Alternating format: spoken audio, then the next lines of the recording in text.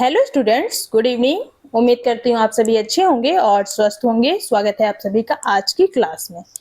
आज की क्लास में हम UPPSC GDC GIC assistant professor का मॉक टेस्ट नंबर 9 करेंगे। बच्चा, आप लोगों के कमेंट आते हैं कि मैम जीडीसी का मॉक टेस्ट कराइए, जीआईसी का या यूपी पीजीटी का। तो बच्चा, मोस्टली आप अगर जीडीसी का, जीआईसी या यूपी पीजीटी का सिलेबस उठाकर देखेंगे तो 75 to 80% आपको सिलेबस सेम मिलेगा। कुछ टॉपिक्स हैं जो जीडीसी में अलग होंगे, जीआईसी में और असिस्टेंट प्रोफेसर या यूपी पीजीटी एग्जाम में अलग होंगे। बाकी 75 to 80% जो सिलेबस होता है वो सेम होता है।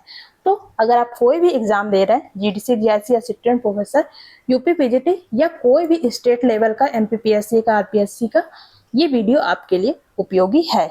तो बाकी जो आपका 20 से 25% बचता है टॉपिक, वो मैं आपको एक अलग से वीडियो में करा दूंगी। उसके लिए आपको परेशान होने की जरूरत नहीं है।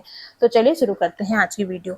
ये है मेरा व्हाट्सएप ग्रुप और ये है मेरा टेलीग्राम चैनल। आप चाहें तो इसमें ज्वाइन हो सकते हैं। कोई भी आपको जबरदस्ती नहीं है कि आप इसमें ज्वाइन होइए। चलिए शुरू करते हैं आज की video.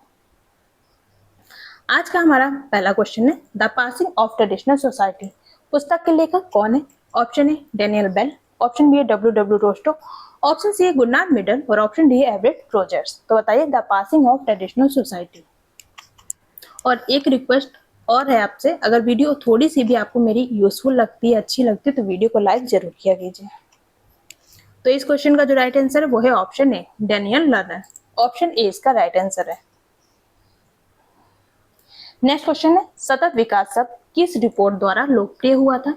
Option A Brundtland report, option B Meadows report, option C UNDP report और ऑप्शन डी विश्व बैंक रिपोर्ट। तो बताइए, सतत विकास शब्द किस रिपोर्ट से लोकप्रिय हुआ था? तो ये हुआ था ब्रुटलैंड रिपोर्ट के द्वारा। ऑप्शन ए इसका राइट आंसर है। ये कब आया था? ये आया था 1987 में। इसका मोटो था अवर कॉमन फ्यूचर। अवर कॉमन फ्यूचर, ये इसका मोटो था। तीनों ही क्वेश्चन एग्जाम में बनते हैं। ये किस रिपोर्ट के द्वारा फेमस हुआ था, इसका ईयर क्या था और इसका मोटो क्या था, इसे आप याद कर लीजिएगा। नेक्स्ट क्वेश्चन, विचलन का तनाव सिद्धांत स्ट्रेन थ्योरी किसने दिया है? Option A Emile Durkheim, option B है Robert K Merton, option C है हार्वर्ड बेकर और ऑप्शन डी अल्बर्ट कोहेन। तो बताइए, स्ट्रेन थ्योरी ये शब्द किसने दिया था? हो सकता है आपने इसका आंसर भी देख लिया हो। तो ये सब दिया था रॉबर्ट के मर्टन ने। ऑप्शन बी इसका राइट आंसर है। इनकी मोस्ट इंपॉर्टेंट पुस्तक कौन सी है, आप लोग कमेंट बॉक्स में मुझे बताएं। नेक्स्ट क्वेश्चन देखिए, अपराध का विभेद सैचर सिद्धांत किसके द्वारा लोकप्रिय हुआ था? Option A Edwin Sutherland, option B Cesare Lombroso, option C Robert K Merton और ऑप्शन डी ट्रेविस हिर्सी। तो बताइए, विभेदक सैचर सिद्धांत ये किसने दिया था? तो ये दिया था एडविन सदरलैंड ने। ऑप्शन ए इस क्वेश्चन का राइट आंसर है। नेक्स्ट क्वेश्चन देखिए, सफेद पोष अपराध शब्द का प्रयोग सबसे पहले किसने किया था? Option A Karl Marx, option B Edwin Sutherland, option C Michel Foucault और ऑप्शन डी बोंगर। तो बताइए, सफेद पोष अपराध शब्द का प्रयोग सबसे पहले किसने किया था?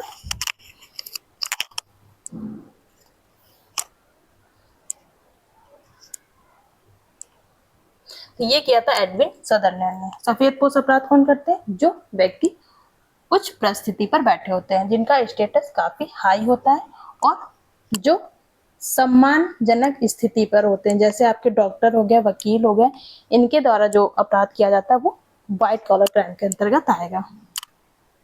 नेक्स्ट क्वेश्चन देखिए, लघु समुदाय की अवधारणा किसने दी है? Option A M N Srinivas, option B Robert K Merton, Robert Bradfield है, ऑप्शन सी है मैक्यू मैरी और option D S C Dube. तो बताइए, लघु समुदाय की अवधारणा किसने दी है? ये अवधारणा दी है रॉबर्ट ब्रैडफील्ड ने। ऑप्शन बी इसका राइट आंसर है। इनकी पुस्तक क्या है? Peasant society and culture.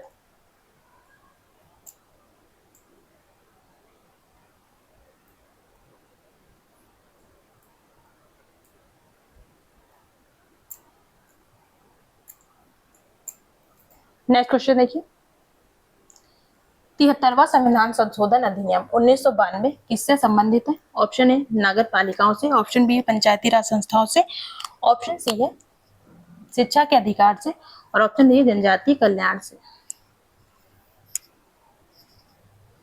और कमेंट बॉक्स में मुझे ये बताइए पंचायती राज दिवस ये कब मनाया जाता है? तो इस क्वेश्चन का जो राइट आंसर वो है ऑप्शन बी, पंचायती राज संस्था। ये कब मनाया जाता है? तो ये मनाया जाता है 24 अप्रैल को। नेक्स्ट क्वेश्चन देखिए, कास्ट क्लास एंड पावर पुस्तक किसने लिखी है? Option A M N Srinivas, option B है आंद्रे बेतई, ऑप्शन सी है लुइस डुमांट और ऑप्शन डी है जीएस घुर्रे। तो बताइए कास्ट क्लास एंड पावर। तो कास्ट क्लास एंड पावर ये पुस्तक है आंद्रे बेतई की। अगर यहां पर हो जाता कास्ट क्लास एंड ऑक्यूपेशन तो ये पुस्तक किसकी हो जाती? तब ये पुस्तक हो जाती caste class and occupation GS Ghurye की। नेक्स्ट क्वेश्चन देखिए, जजमानी प्रथा किस प्रकार के संबंध को दर्शाती है? ऑप्शन ए संविदात्मक, ऑप्शन बी पारस्परिक और वंशानुगत, ऑप्शन सी है पूरी तरह से व्यवसायिक और ऑप्शन डी है राजनीतिक। तो बताइए जजमानी प्रथा।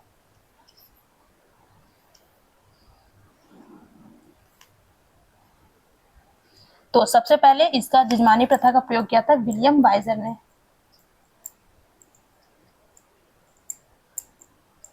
देन भारत में इसका प्रयोग किसने किया था? एम एन श्रीनिवास ने। तो इस क्वेश्चन का जो राइट आंसर है वो है ऑप्शन बी, पारस्परिक और वंशानुगत। ऑप्शन बी इसका राइट आंसर है।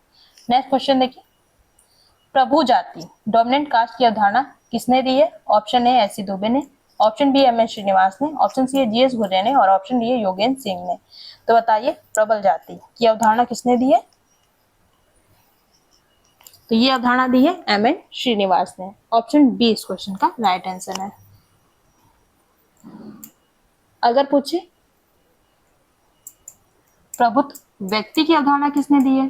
तो व्यक्ति होगा तब होगा एस सी दुबे, पर जाति होगा तो एम एन श्रीनिवास होंगे। नेक्स्ट क्वेश्चन देखिए, औद्योगिक श्रम में अलगाव की अवधारणा किसने दी है? Option A Max Weber, option B है कार्ल मार्क्स, ऑप्शन सी है एडम स्मिथ और ऑप्शन डी है इमानुएल दुर्खेम। तो बताइए अलगाव की अवधारणा औद्योगिक श्रम में किसने दी है? तो ये दी है कार्ल मार्क्स ने। ऑप्शन बी इस क्वेश्चन का राइट आंसर है। नेक्स्ट क्वेश्चन देखिए, नौकरशाही मॉडल किसके द्वारा विकसित किया गया था? Option A Talcott Parsons, option B है मैक्स वेबर, ऑप्शन सी है रॉबर्ट मेसेल और ऑप्शन डी है पीटर प्लाउ। तो बताइए नौकरशाही मॉडल किसने विकसित किया था? तो ये मैक्स वेबर के द्वारा विकसित किया गया था। ऑप्शन बी इसका राइट आंसर है। नेक्स्ट क्वेश्चन देखिए, दुर्खेम के अनुसार श्रम विभाजन से क्या होता है? ऑप्शन ए विसंगति आती है, ऑप्शन बी है सामाजिक एकजुटता आती है, ऑप्शन सी है वर्ग संघर्ष होता है और ऑप्शन डी है पॉवर्टी गरीबी आती है। तो बताइए दुर्खेम के अनुसार श्रम विभाजन से क्या होता है? तो इससे समाज में एकजुटता आती है। ऑप्शन बी इस क्वेश्चन का राइट आंसर है। नेक्स्ट क्वेश्चन देखिए, उद्योगों में वैज्ञानिक प्रबंधन सिद्धांत किसके द्वारा दिया गया है? ऑप्शन ए एल्टन मेयो के द्वारा, ऑप्शन बी है एफ डब्ल्यू टेलर के द्वारा, ऑप्शन सी है मैक्स वेबर के द्वारा और ऑप्शन डी हेनरी फ्योर्ड के द्वारा। तो बताइए उद्योगों में वैज्ञानिक प्रबंधन सिद्धांत ये किसने दिया है?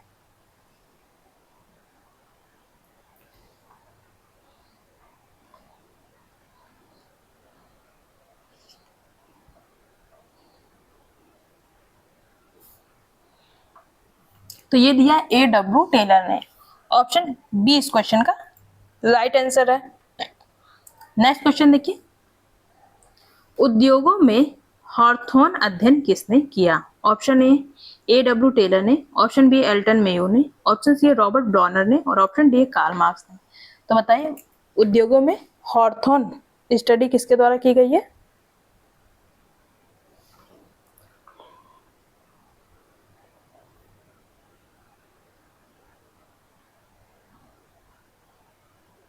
तो ये की गई है एल्टन मेयो के द्वारा। कहां पर? शिकागो में। कब की गई थी? 1924 से 32 के बीच में। नेक्स्ट क्वेश्चन देखिए, an essay on the principle of population किसके द्वारा लिखी गई पुस्तक है? Option A Thomas Malthus, option B David Ricardo, option C Adam Smith और ऑप्शन डी हर्बर्ट स्पेंसर। तो बताइए an essay on the principle of population ये किसकी पुस्तक है? ये पुस्तक है थॉमस माल्थस की। ऑप्शन ए इस क्वेश्चन का राइट आंसर है। नेक्स्ट क्वेश्चन देखिए, माल्थस के अनुसार जनसंख्या प्रगति में बढ़ती है किस प्रकार से? ऑप्शन ए अंकगणितीय विधि से, ऑप्शन बी है ज्यामितीय विधि से, ऑप्शन सी है रैखिक विधि से और ऑप्शन डी है घातांकीय विधि से। तो बताइए किस प्रकार से बढ़ती है?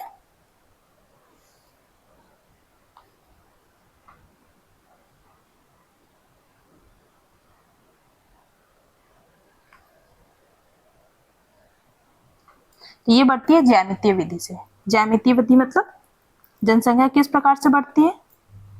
1, 2, 4, 6, 16, 32 और खाद्यान्नों की पूर्ति किस आधार पर होती है? खाद्यान्नों की पूर्ति होती है 1, 2, 3, 4, 5, 6 करके, पर जो जनसंख्या होती है इससे डबल ट्रिपल चौपल फॉर्म में बढ़ती है। ऑप्शन बी इस क्वेश्चन का राइट आंसर है।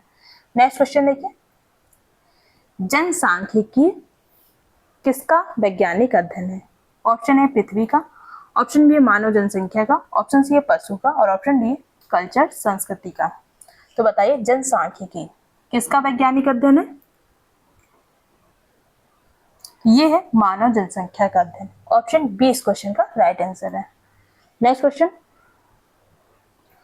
रुग्णता का तात्पर्य क्या है? ऑप्शन ए मृत्यु दर, ऑप्शन बी है बीमारी या रोग दर, ऑप्शन सी है जन्म दर और ऑप्शन डी है प्रवास दर। तो बताइए रुग्णता का तात्पर्य क्या है? तो इसका मतलब है बीमारी या रोग दर। ऑप्शन बी इसका राइट आंसर है। नेक्स्ट क्वेश्चन, भारत में पहली आधिकारिक जनगणना कब हुई थी? ऑप्शन ए 1881 में, ऑप्शन बी 1951 में, ऑप्शन सी 1901 में और ऑप्शन डी है 1850 में। और ये भी बताइएगा कि ये जनगणना किसके कार्यकाल में हुई थी?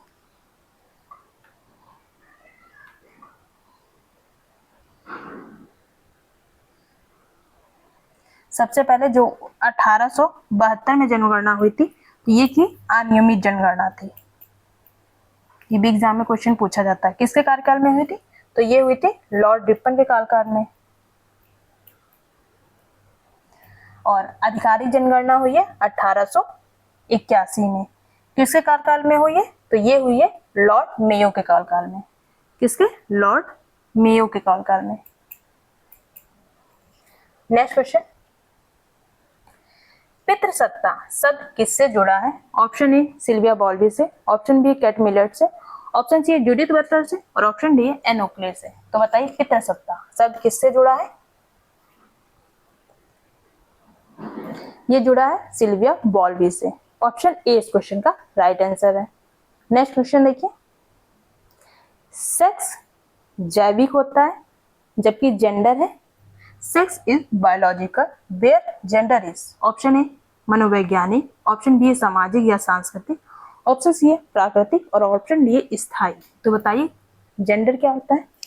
जो हमारा सेक्स होता है ये तो हमारा बाय बर्थ होता है, पर जो हमारा जेंडर होता है वो हमें संस्कृति और हमारे समाज से मिलता है। तो ऑप्शन बी इसका राइट आंसर है, सामाजिक सांस्कृतिक। मतलब जो जेंडर होता है, जैसे आपने कहा कि लड़के लड़कियों में फर्क कहाँ सिखाया जाता है?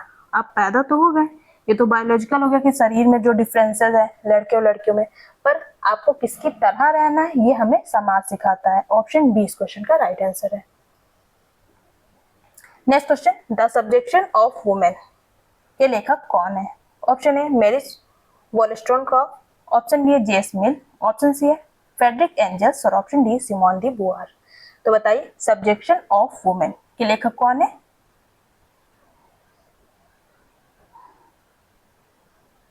तो ये है मैरी वॉलस्टोनक्रॉफ्ट, सॉरी ये है जे.एस. मिल। ऑप्शन बी इस क्वेश्चन का राइट आंसर है। ए नहीं होगा, ऑप्शन बी इसका राइट आंसर है। नेक्स्ट क्वेश्चन देखिए, गिलास सीलिंग की अवधारणा किससे संबंधित है? ऑप्शन ए वास्तुकला से, ऑप्शन बी है महिलाओं के करियर विकास में बाधाओं से, ऑप्शन सी है घर के काम से और ऑप्शन डी है शिक्षा नीति से। तो बताइए ग्लास सीलिंग की अवधारणा किससे संबंधित है? काफी हम लोगों ने इसका नाम सुना होगा।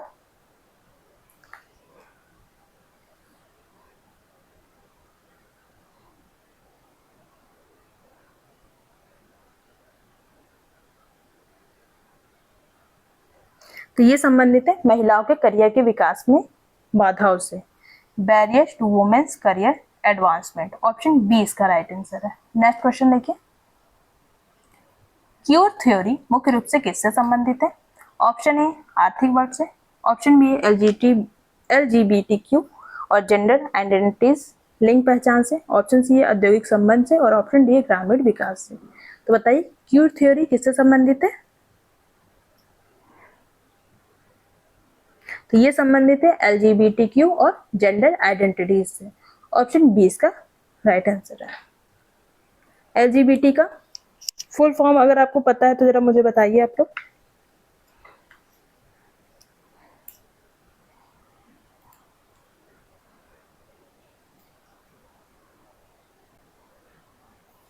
तो एल से होता है हमारा लेस्बियन, जी से होता है गे, बी से होता है बाइसेक्सुअल, टी से क्या होता है? टी से होता है ट्रांसजेंडर,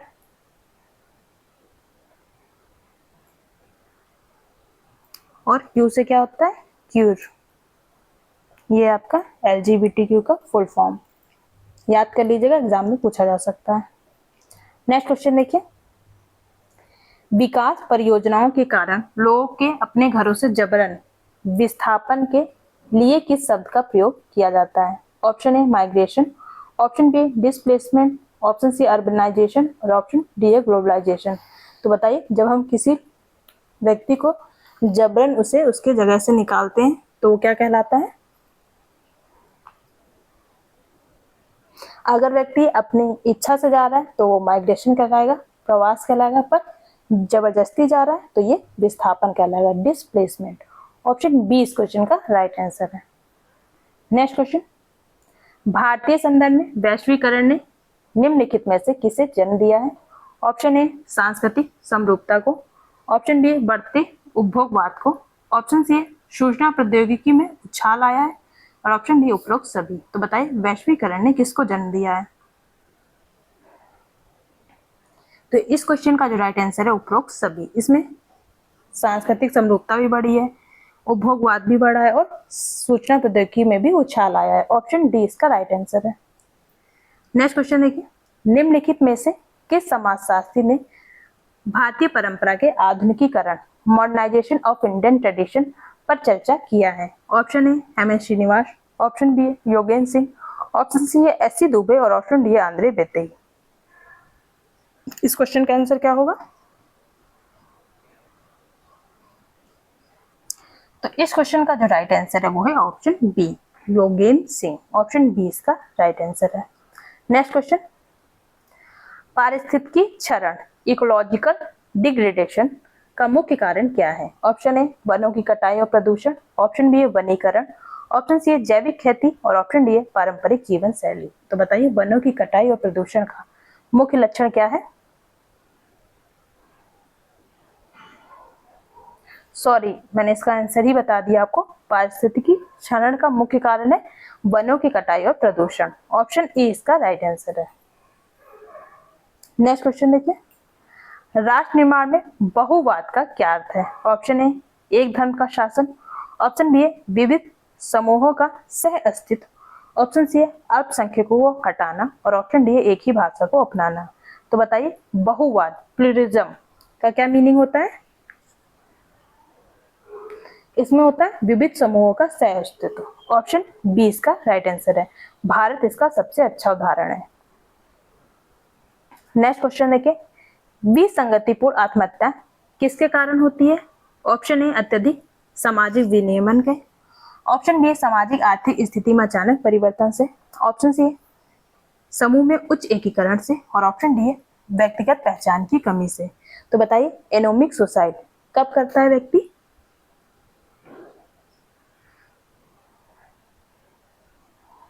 तो ये सडन चेंज आता है आपकी सामाजिक आर्थिक स्थिति में, चाहे आप हो सकता है कि बैंकरप्ट हो जाए, या आपकी अचानक से लॉटरी लग जाए, आपको कुछ ना समझ में आए, या आपने कोई ऐसा डिसीजन लिया जो बाद में गलत हो जाए।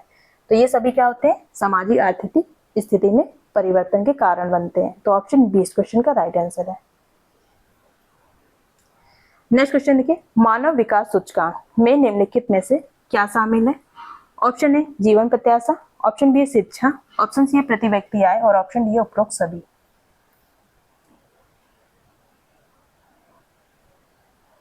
तो इसमें जीवन प्रत्याशा भी सम्मिलित है, शिक्षा भी, प्रति व्यक्ति आय भी और उपरोक्त सभी। ऑप्शन डी इसका राइट आंसर है। महबूब उल हक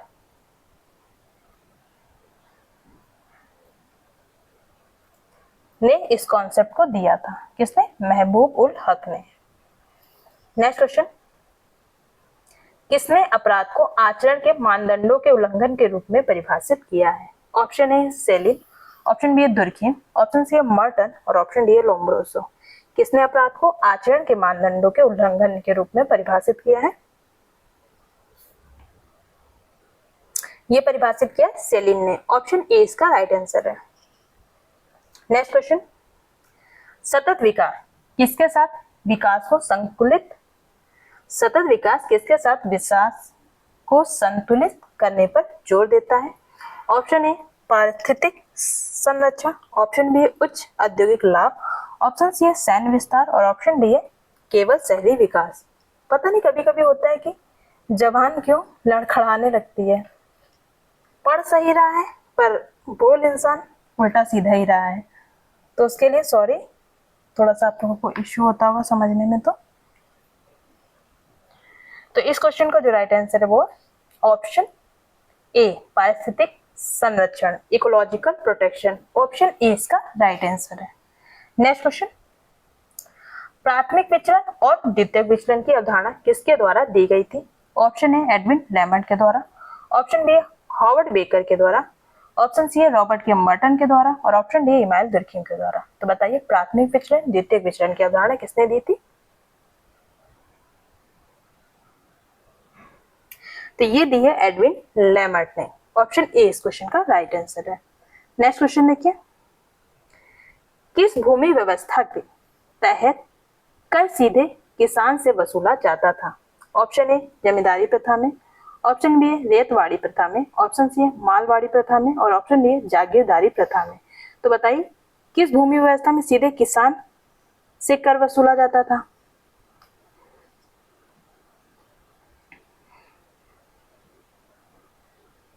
तो ये था रेतवाड़ी प्रथा। ऑप्शन बी इसका राइट आंसर है। इसकी शुरुआत किसने की थी? थॉमस मुनरो ने। कब? 1820 में।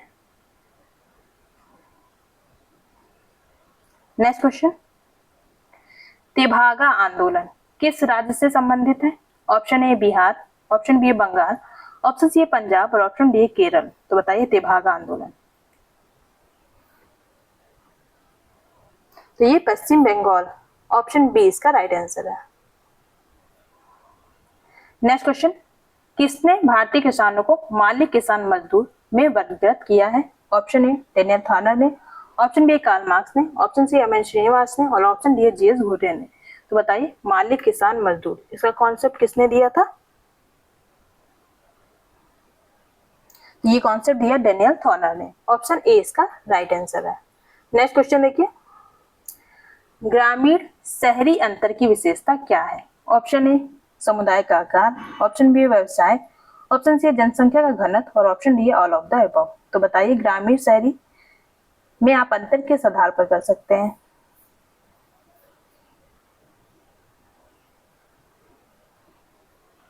तो ये आप समुदाय के आकार पे भी कर सकते हैं। अगर गांव में देखेंगे तो समुदाय का आकार छोटा होता है, शहरों में काफी बड़ा होता है।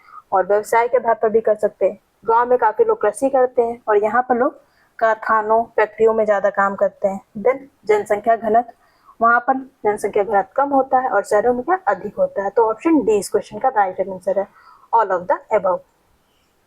नेक्स्ट क्वेश्चन देखिए, पंचायती राज को किस संशोधन द्वारा संवैधानिक दर्जा प्रदान किया गया था? ऑप्शन ए 42वां संविधान संशोधन, ऑप्शन बी 73वां संविधान संशोधन, ऑप्शन सी है 74वां संविधान संशोधन और ऑप्शन डी है 86वां संविधान संशोधन।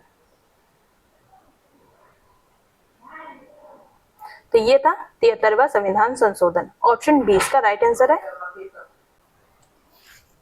नेक्स्ट क्वेश्चन देखिए, औद्योगिकरण आमतौर पर किस प्रकार की परिवार की संरचना की ओर ले जाता है? ऑप्शन ए संयुक्त परिवार, ऑप्शन बी है एकल परिवार, ऑप्शन सी विस्तृत परिवार और ऑप्शन डी है मातृसत्तात्मक परिवार। तो बताइए, जब औद्योगिकरण होता है तो व्यक्ति किस प्रकार के परिवार की ओर बढ़ता है? तो ये आता है एकल परिवार, न्यूक्लियर फैमिली। ऑप्शन बी इसका राइट आंसर है। नेक्स्ट क्वेश्चन देखिए, कार्ल मार्क्स के अनुसार प्रजाति सत्ता से अलगाव का अर्थ है? ऑप्शन ए साथी श्रमिकों से अलगाव, ऑप्शन बी मानवीय सार और रचनात्मकता का नुकसान, ऑप्शन सी संपत्ति का नुकसान और ऑप्शन डी मालिक के प्रति घृणा। तो बताइए, कार्ल मार्क्स के अनुसार प्रजाति सत्ता से अलगाव का क्या अर्थ है?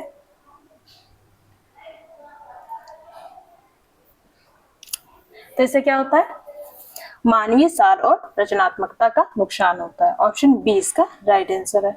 नेक्स्ट क्वेश्चन, नौकरशाही की निम्नलिखित में से कौन सी विशेषता है? ऑप्शन ए पदानुक्रम होता है, ऑप्शन बी लिखित नियम होते हैं, ऑप्शन बी अवैयक्तिकता होती है और option D all of the above, उपरोक्त सभी। तो बताइए, नौकरशाही की क्या विशेषता है? तो इसमें हायरार्की भी पाया जाता है, लिखित नियम भी होता है, अवैयक्तिकता होती है, व्यक्ति एक दूसरे से काम भर का संबंध रखता है। तो इसका राइट आंसर है ऑप्शन डी, उपरोक्त सभी, ऑल ऑफ द अबव।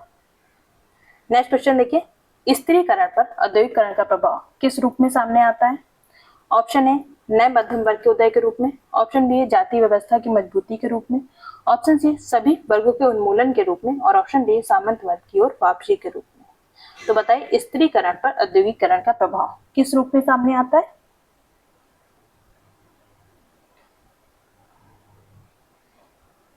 तो ये नए मध्यम वर्ग के उदय के रूप में, emergence of new middle class. Option A इस क्वेश्चन का राइट आंसर है। नेक्स्ट क्वेश्चन देखिए, सामाजिक विकास की व्याख्या करने के लिए श्रम विभाजन शब्द का प्रयोग किसने किया है? Option A Emile Durkheim, option B Max Weber, option C Robert K Merton और ऑप्शन डी टालकट पार्सन्स। तो बताइए, श्रम विभाजन शब्द का प्रयोग किसके द्वारा किया गया है? तो ये किया गया इमाइल दुर्खिम के द्वारा। ऑप्शन ए इसका राइट आंसर है। नेक्स्ट क्वेश्चन देखिए, प्रवास में पुश फैक्टर प्रतिकर्ष का कारक क्या है? ऑप्शन ए शहरों में रोजगार के अवसर, ऑप्शन बी है ग्रामीण क्षेत्रों में सुविधाओं का अभाव, ऑप्शन सी है शहरों के जीवन का आकर्षण और ऑप्शन डी है विदेश में बेहतर शिक्षा। तो बताइए, पुश फैक्टर क्या होता है?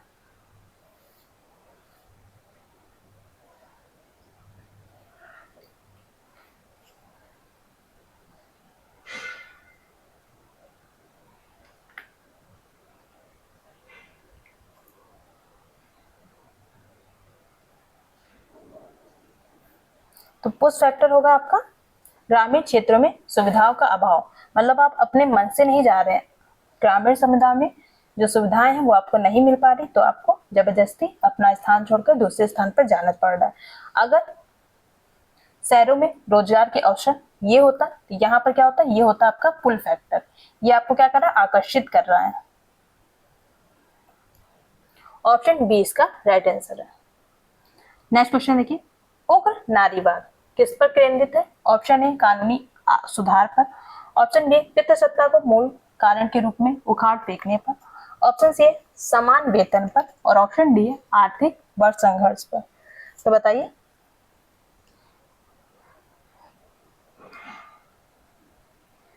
तो ये पितृसत्ता को मूल कारण के रूप में उखाड़ फेंकने पर जोर देता है। ऑप्शन बी इसका राइट आंसर है। नेक्स्ट क्वेश्चन देखिए, कुल प्रजनन दर TFR का क्या तात्पर्य है? ऑप्शन ए एक वर्ष में कुल जन्म, ऑप्शन बी एक महिला के जीवन काल में बच्चों की औसत संख्या, ऑप्शन सी प्रति 1000 लड़कियों पर पैदा हुए लड़कों की संख्या और ऑप्शन डी प्रति 100 व्यक्ति पर जन्म। तो बताइए, एक महिला के जीवन काल में बच्चों की औसत संख्या क्या होगी?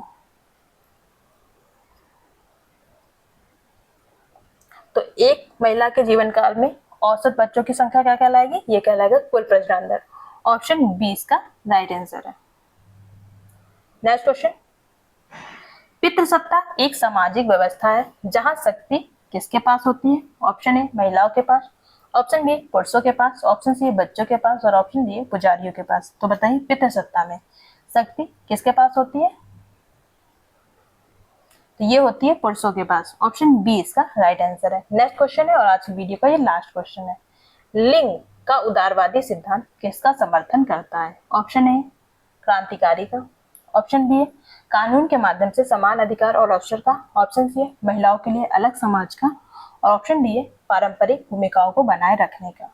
तो बताइए उदारवादी सिद्धांत ये किस पर फोकस करता है? तो ये मानता है इक्वल राइट एंड अपॉर्चुनिटी मिलनी चाहिए सभी को, कानून के माध्यम से समान अधिकार और अवसर की बात करता है। ऑप्शन बी इस क्वेश्चन का राइट आंसर है। उम्मीद करती हूँ आपको वीडियो अच्छी लगी होगी। फिर भी किसी भी क्वेश्चन में कोई भी डाउट होता है तो आप कमेंट बॉक्स में मुझसे पूछ सकते हैं। वीडियो देखने के लिए आपका बहुत बहुत धन्यवाद। वीडियो अच्छी लगी हो तो वीडियो को लाइक जरूर कीजिएगा और एक प्यारा सा कमेंट जरूर कीजिएगा। मिलते हैं कल इसी टाइम पर। Bye bye, good night, take care.